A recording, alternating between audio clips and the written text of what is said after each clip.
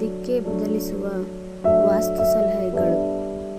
ವ್ಯಕ್ತಿಯ ಸಂತೋಷ ಮತ್ತು ಸಮೃದ್ಧಿಯಲ್ಲಿನ ಅಡೆತಡೆಗೆ ಹೆಚ್ಚಾಗಿ ಮನೆಯ ವಾಸ್ತು ಕಾರಣವಾಗಿರುತ್ತೆ.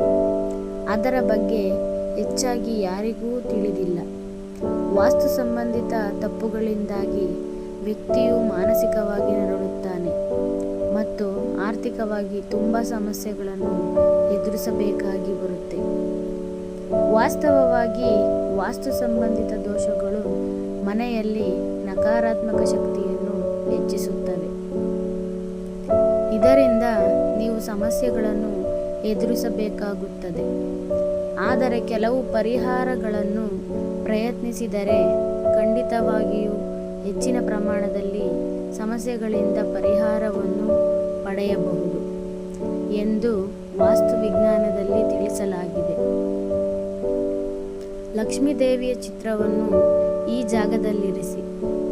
ಮನೆಯ ಉತ್ತರ ದಿಕ್ಕಿನಲ್ಲಿ ಕಮಲಾಸನದ ಮೇಲೆ ಕುಳಿತಿರುವ ಮತ್ತು ಚಿನ್ನದ ನಾಣ್ಯಗಳನ್ನು ಬೀಳಿಸುತ್ತಿರುವ ಲಕ್ಷ್ಮೀದೇವಿ ಚಿತ್ರವನ್ನು ಹಾಕಿ. ಅಂತಹ ಚಿತ್ರವನ್ನು ಹಾಕುವುದು ಶುಭವೆಂದು ಪರಿಗಣಿಸಲಾಗುತ್ತದೆ. ಇದು ಮನೆಯಲ್ಲಿ ಸಮೃದ್ಧಿಯನ್ನು ತರುತ್ತದೆ. ಅಲ್ಲದೆ ನೀವು ಗಿಳಿಯ ಚಿತ್ರವನ್ನು ಉತ್ತರ ದಿಕ್ಕಿನಲ್ಲಿ ಹಾಕಿದರೆ ಅದು ಅಧ್ಯಯನ ಮಾಡುವ ಮಕ್ಕಳಿಗೆ ತುಂಬ ಒಳ್ಳೆಯದು.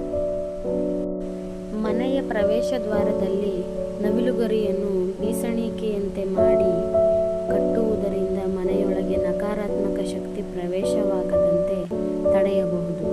ನಿಮ್ಮ ಮನೆಯಲ್ಲಿ ಬೋರು ನೀರು ದಕ್ಷಿಣದಲ್ಲಿದ್ದರೆ ಅದು ಬಹಳ ದೊಡ್ಡ ದೋಷವಾಗುತ್ತದೆ. ಇದರಿಂದ ಮನೆಯ ಮಹಿಳೆಯರ ಆರೋಗ್ಯ ಕೆಡುತ್ತದೆ ಹಾಗೂ ಖರ್ಚು ಸಹ ಹೆಚ್ಚಾಗುತ್ತದೆ. ಗೃಹಿಣಿಯರು ದಕ್ಷಿಣದ ಕಡೆ ಮುಖ ಮಾಡಿ ಅಡುಗೆ ಮಾಡುವುದರಿಂದ ಕುತ್ತಿಗೆ, ಮೂಳೆಗಳಲ್ಲಿ ನೋವು, ಬೆನ್ನು ನೋವಿನ ತೊಂದರೆ ಮುಂತಾದ ಸಮಸ್ಯೆಗಳು ಕಾಡುತ್ತವೆ. ಮಲಗುವ ಮುನ್ನ ಬೆಡ್ರೂಮಿನಲ್ಲಿ ಎಳ್ಳೆಣ್ಣೆ ದೀಪ ಹಚ್ಚಿದರೆ ಒಳಿತು. ಪಶ್ಚಿಮ ದಿಕ್ಕಿಗೆ ತಲೆ ಹಾಕಿ ಮಲಗಬಾರದು. ಇದು ದುಃಖ, ಅನಾರೋಗ್ಯ ಮತ್ತು ಅಸಂತೋಷವನ್ನು ಉಂಟು ಮಾಡುತ್ತದೆ. ಋಣಾತ್ಮಕ ಶಕ್ತಿಯನ್ನು ದೂರವಿರಿಸಲು ಅರಿಶಿಣವನ್ನು ಬಳಸುವುದು. ಅರಿಶಿಣದ ಬಳಕೆಯ ಮೂಲಕ ಆರ್ಥಿಕ ಸಮಸ್ಯೆ ಹಾಗೂ ಆರೋಗ್ಯದ ಸಮಸ್ಯೆಯನ್ನು ನಿವಾರಿಸಬಹುದು. ಮನೆಯಲ್ಲಿರುವ ವಾಸ್ತುದೋಷವನ್ನು ನಿವಾರಿಸಲು ಅರಿಶಿಣ ಮಿಶ್ರಿತ ನೀರನ್ನು ನಿಯಮಿತವಾಗಿ 15 ದಿನಗಳವರೆಗೆ ನಂತರದಲ್ಲಿ ವಾರಕ್ಕೊಮ್ಮೆ ಮನೆಯ ಮುಂದೆ ಸಿಂಪಡಿಸಿದರೆ ಒಳ್ಳೆಯದು.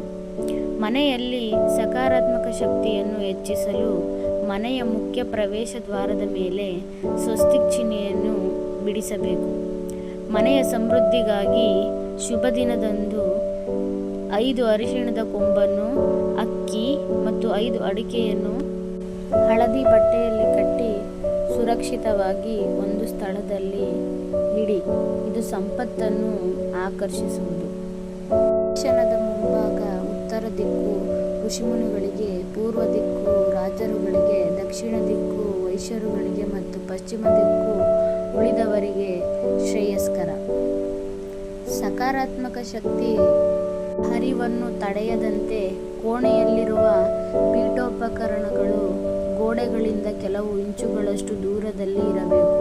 ಮಂಚವನ್ನು ಮರದಿಂದ ಮಾಡಿರಬೇಕು. ಮಲಗುವ ಕೋಣೆಯ ಆಗ್ನೇಯ ಮೂಲೆಯಲ್ಲಿರುವ ಬೆಳಕು ಸಕಾರಾತ್ಮಕ ಶಕ್ತಿ ಮತ್ತು ಉತ್ತಮ ಆರೋಗ್ಯವನ್ನು ತರುತ್ತದೆ.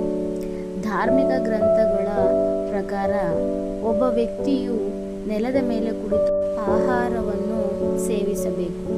ಏಕೆಂದರೆ ಕುರ್ಚಿ ಅಥವಾ ಹಾಸಿಗೆಯ ಮೇಲೆ ಕುಳಿತು ತಿನ್ನುವುದರಿಂದ ರಕ್ತ ಸಂಚಾರದ ಮೇಲೆ ವ್ಯತಿರಿಕ್ತ ಪರಿಣಾಮ ಬೀರುತ್ತದೆ.